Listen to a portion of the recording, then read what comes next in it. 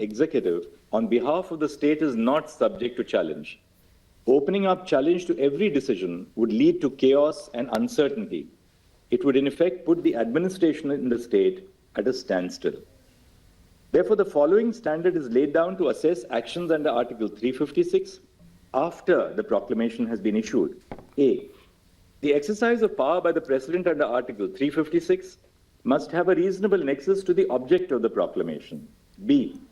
The person challenging the exercise of power. Chief justice ये भी कह रहे हैं कि आज जो हम फैसला सुनाएंगे वो इस बात पर कि आर्टिकल 370 स्थायी है या अस्थायी है। आर्टिकल 370 टेम्पररी, ये एक बड़ा मुद्दा था इस संवैधानिक पीठ के सामने, और ये आर्टिकल 370 क्या अस्थायी है, इसे लेकर भी विमर्श हुआ है। The argument of the petitioners that the union government cannot take actions which have irreversible consequences when a proclamation under Article 356 is in force is not accepted. The power of the legislature of the state under Article 357 to repeal or alter or amend a law enacted by Parliament in exercise of the power of the legislature of the state.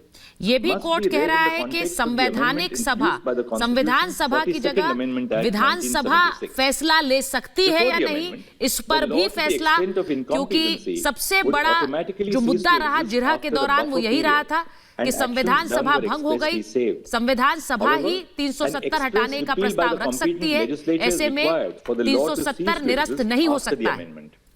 Chief justice कह रहे हैं कि इस पर भी वो अपना फैसला देंगे। The observations in Krishna Kumar Singh on whether the consequence of an ordinance can subsist even after the ordinance ceases to exist cannot be transposed to interpret the limits of Article 356, because an ordinance which has the effect of a law by its very nature has a limited life.